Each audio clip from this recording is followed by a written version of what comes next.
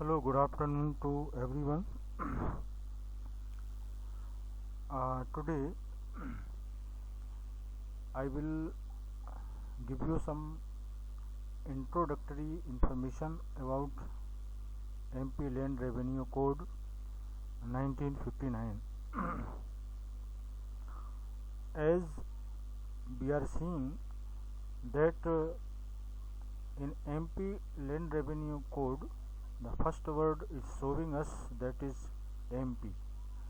It means this code of land revenue is the state and local law which applies to a particular cases of land dispute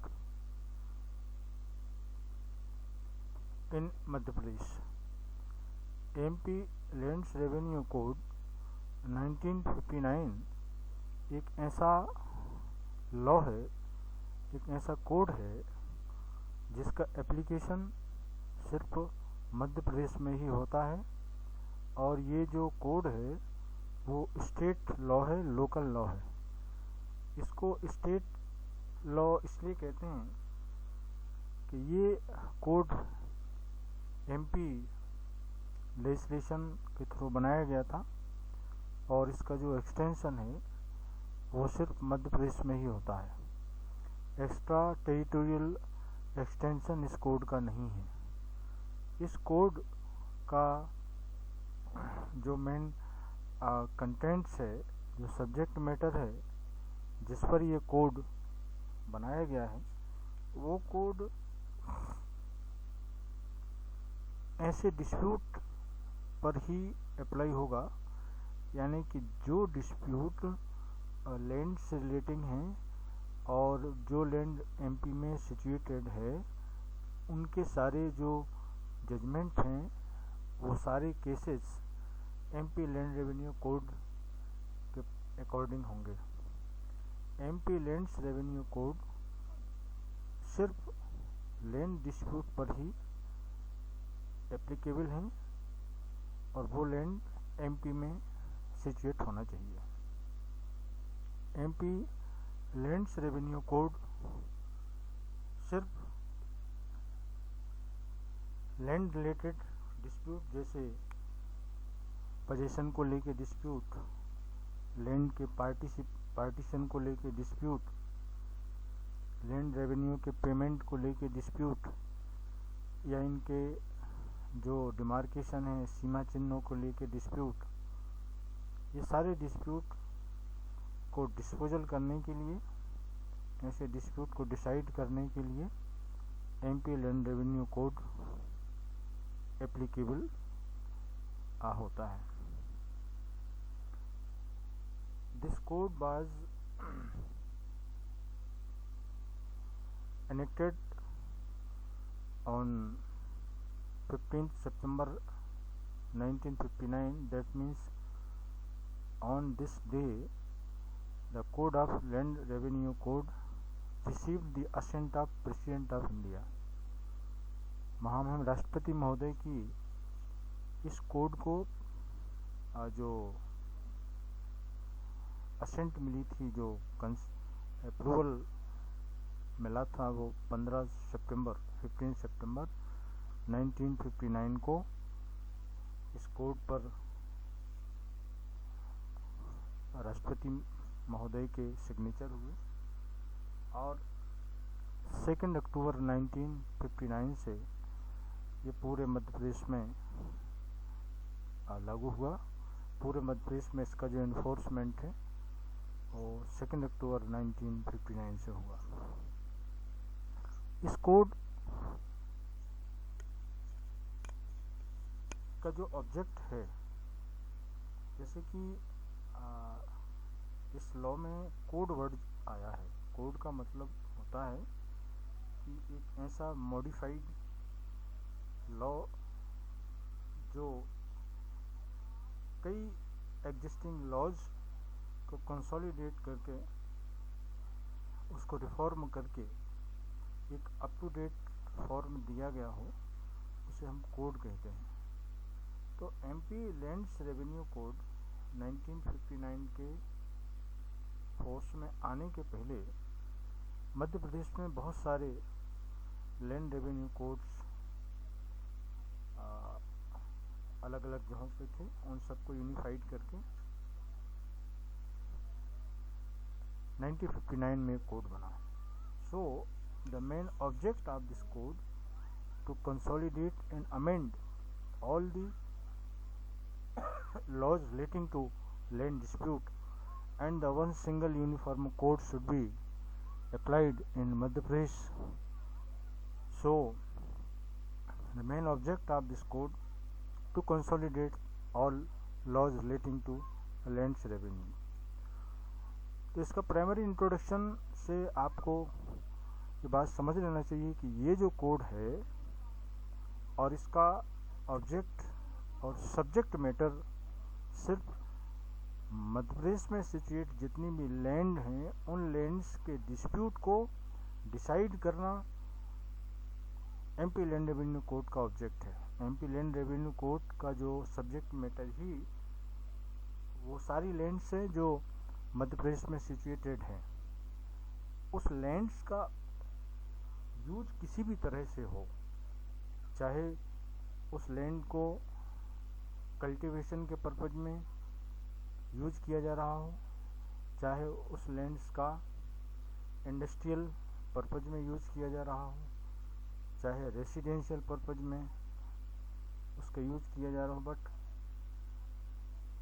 अगर वो land Madhya Pradesh में situate है तो उसके सारे dispute, उसके सारे इशूज को डिसाइड करने के लिए MP lands revenue code 1959 enacted हुआ है।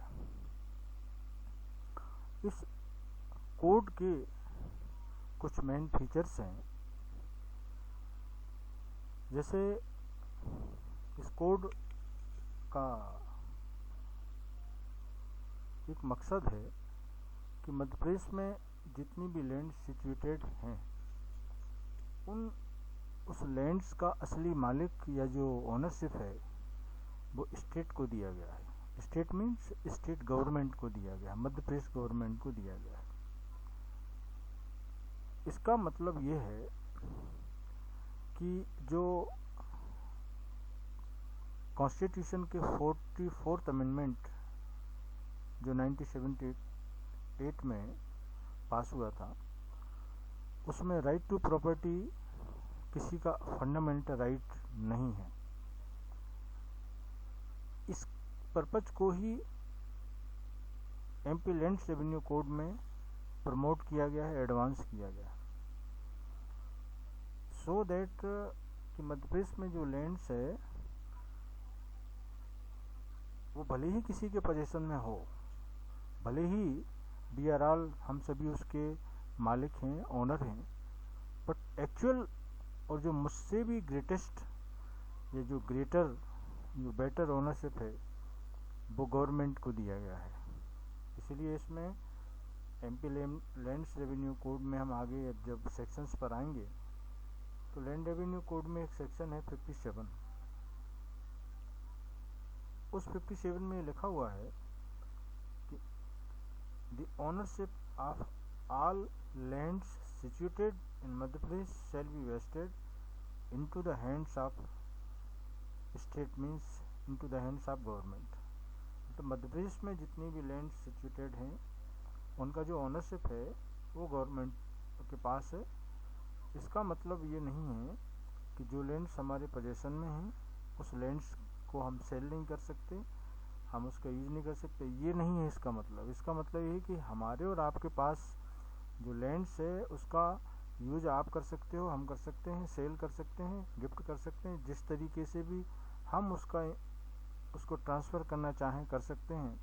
बट हमसे बेटर एक और ओनर है, जो एक्चुअल ओनर है वो है स्टेट है। मतलब जब भी कभी स्टेट को जो लैंड्स हमारे पास है उसको लेने की ज़रूरत पड़ जाएगी तो स्टेट हमसे वो लैंड्स ले सकता है।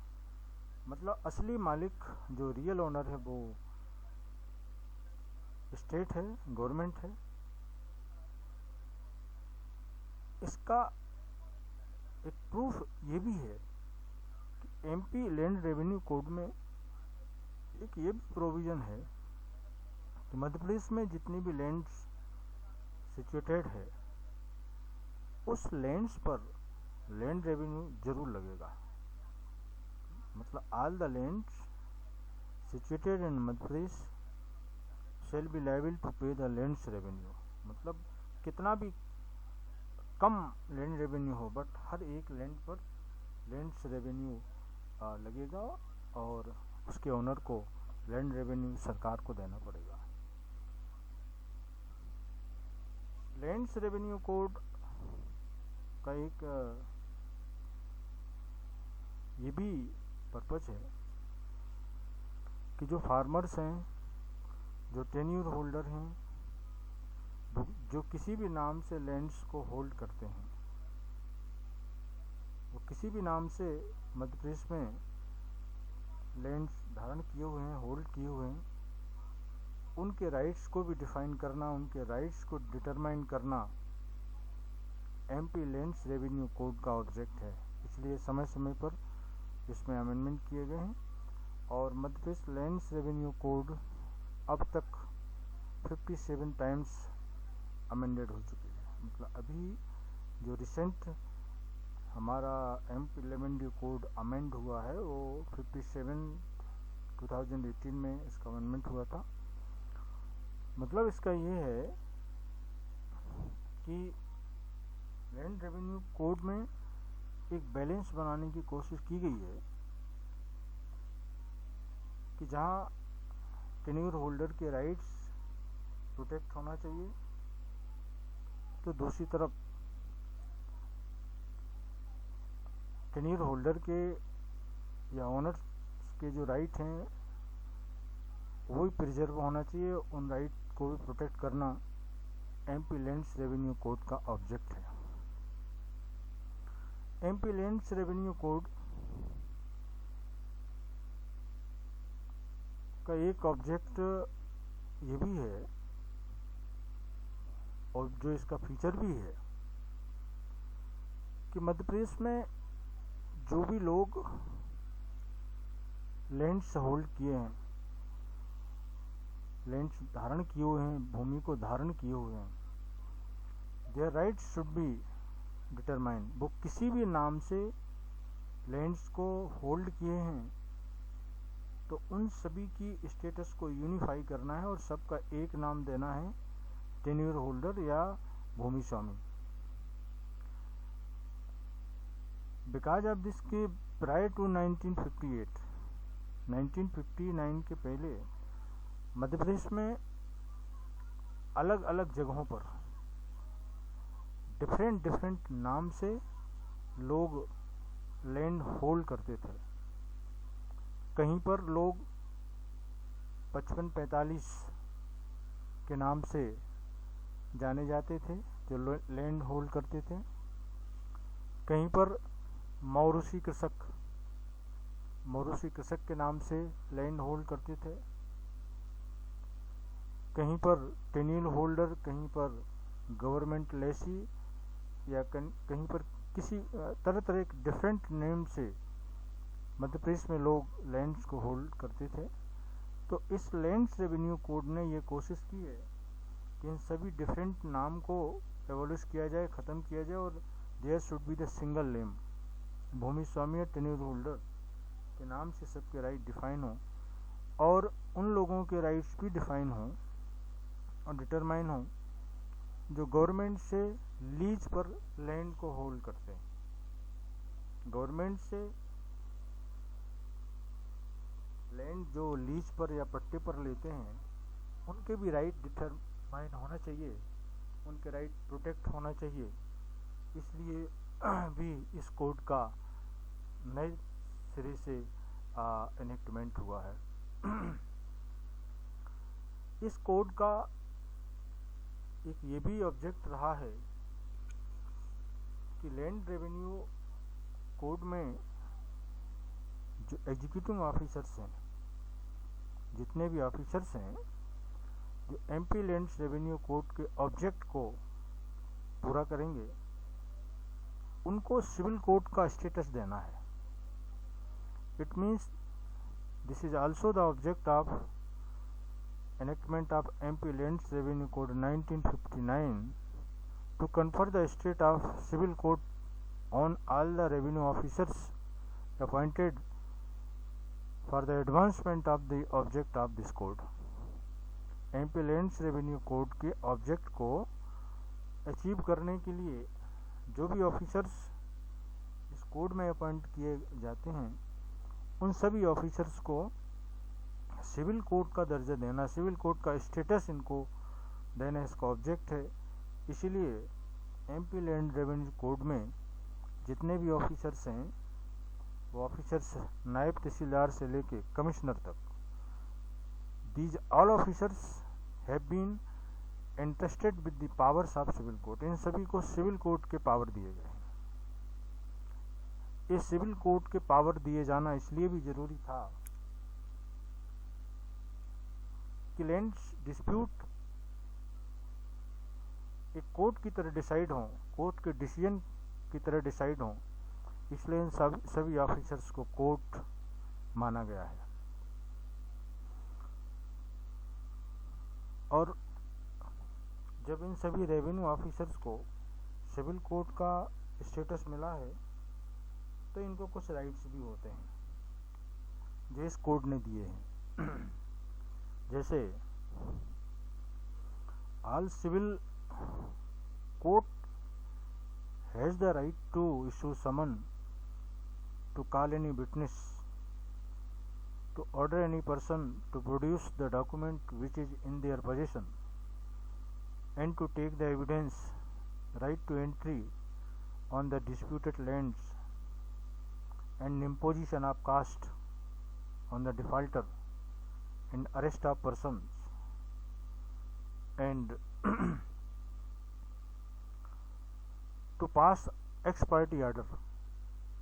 These are the powers of civil code, and the same powers has been conferred on the revenue officers under this code,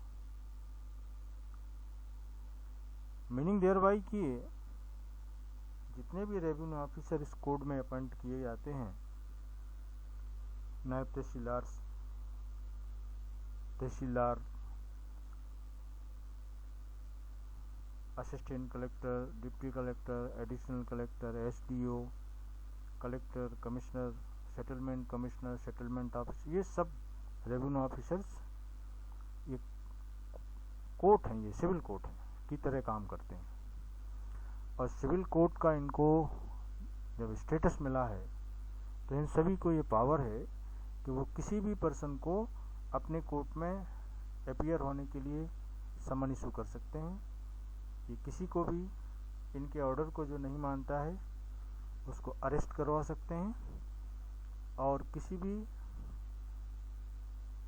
person जिसको इन्होंने नोटिस इशू किया है अगर वो इनकी कोर्ट में हाजिर नहीं होता है तो उसके अगेंस्ट एक्स पार्टी यानी एक तरफा डिसीजन देने का राइट भी इन रेवेन्यू ऑफिसर्स को इस कोड ने दिया है। इन सारे रेवेन्यू ऑफिसर्स को ये भी पावर है कि ये किसी के ऊपर कास्ट इम्पोज कर सकते हैं, खर्चा देने का ऑर्डर ये पास कर सकते हैं। जो सिविल कोड का है वो इनको भी है। जो डिफॉल्टर है जिसने कोर्ट की प्रोसीडिंग में हेल्प नहीं की है और उनकी फॉल्ट से यदि इन ऑफिसर्स का वर्क इनका जो डेली बिजनेस है वो अफेक्ट हुआ है तो ऐसे डिफॉल्टर को ये लोग कास्ट लगाने का पावर भी इनको दिया गया है। और जब इन रेवेन्यू ऑफिसर्स को कोर्ट का स्टेटस है तो इनको ये भी पावर है कि in the interest of justice, न्याय को अचीव करने के लिए जो भी नेसेसरी चीज़ें हैं, जो भी ज़रूरी एक्शन लेना हो, ये ऑफिसर्स ले सकते हैं। और ये राइट देना इस कोड का एक ऑब्जेक्ट है। इस कोड का एक ये भी ऑब्जेक्ट है कि जितने भी जजमेंट इस कोड के अकॉर्डिंग हों, उनकी फाइनलिटी लैंड रेवेन्यू कोड के ऑफिसर्स या इनकी ही कोड तक ये कन्फाइंड रहे। मीन्स कि जितने भी लैंड डिस्प्यूट हैं उन वो सब, जैसे नायब तहसीलदार को जजमेंट देता है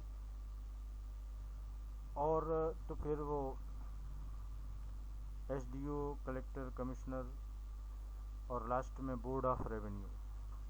board of revenue highest court है और ऐसी कोशिश की जाती है कि सारे जो लैंड डिस्प्यूट हैं सिविल कोर्ट यानी हाई कोर्ट या सुप्रीम कोर्ट सिर्फ फंडामेंटल राइट के ग्राउंड को छोड़कर बोर्ड ऑफ रेवेन्यू के जजमेंट फाइनल होना चाहिए और एक्सेप्शन को छोड़कर यानी एक्सेप्शन सर्कमस्टांसेस में बोर्ड ऑफ रेवेन्यू के जजमेंट को हाई कोर्ट में भले ही चैलेंज किया जा सकता हो। बहरहाल कोशिश ये रहती है कि ये सारे जो जजमेंट हैं रेवेन्यू ऑफिसर्स से बोर्ड रेवेन्यू तक ये सब यहीं पर क्लोज हो जाना चाहिए। मतलब एक सिविल ऑर्डिनरी सिविल केस की तरह ये अगेन एंड अगेन इनकी अपील रिवीजन उस हायर मतलब कोर्ट में जाएं स्टेप बाय स्टेप, इसको डिस्करेज करने की कोशिश की गई है और लैंड डिस्प्यूट के लिए जो कोर्ट्स बनी हुई हैं वहीं तक ये जजमेंट फाइनल हो जाना चाहिए। लैंड रेवेन्यू कोड में एक ये भी कोशिश की गई है कि जितने भी रेवेन्यू ऑफिसर्स हैं वो एक जजमेंट देने की जो लंबी प्रोसेस है उसको फॉलो करने के लिए बाउंड नहीं है। बस स्पीडी जजमेंट हो और प्रिंसिपल ऑफ नेचुरल जस्टिस का ही कंप्लायंस करने के लिए बाउंड होते हैं और सिविल केस के जो भी सारे स्ट्रिक्ट प्रोविज़न हैं सिविल प्रोसीजर के उनको एडहियर करने के लिए उनको कंप्लायंस करने की का ऑब्लिगेशन पर नहीं होता है। वैसे कुछ सिविल प्रोसीजर के कोड के प्रोविज़न अप्लाई होते हैं लेकिन स्ट्रिक्टली ये revenue officers civil procedure code के प्रोविजंस के अकॉर्डिंग जजमेंट करने के लिए बाउंड नहीं होते हैं। मतलब इनको लैंड्स रेवेन्यू कोड के अंदर जितने भी डिस्प्यूट अराइज हों उनका डिसीजन सिर्फ लैंड्स रेवेन्यू कोड के अकॉर्डिंग ही करना है और प्रिंसिपल ऑफ नेचुरल जस्टिस को फॉलो करना है, ना कि each and every provision of civil procedure code. Civil procedure CPC के प्रोविजन इनको ध्यान में रखना जरूरी नहीं होता है। इनको सिर्फ प्रिंसिपल ऑफ नेचुरल जस्टिस का कंप्लायंस करना है। प्रिंसिपल ऑफ नेचुरल जस्टिस आप जानते हैं कि शॉर्ट एंड स्वीट दो ही प्रिंसिपल होते हैं। एक तो नो वन कैन बी जज in his own case and hear to other, means जब तक सभी पार्टीज को सुनवाई का मौका ना दे दिया जाए तब तक जजमेंट नहीं होना चाहिए। Means both parties must have been given the right to defend and be heard before the judgement. Therefore, all revenue officers are not strictly bound to adhere the provision of Code of Civil Procedure, but they are bound with the principles of natural justice. Okay, thank you. This is the primary introduction of MP Land Revenues Code, and from next we will discuss definition class. Thank you.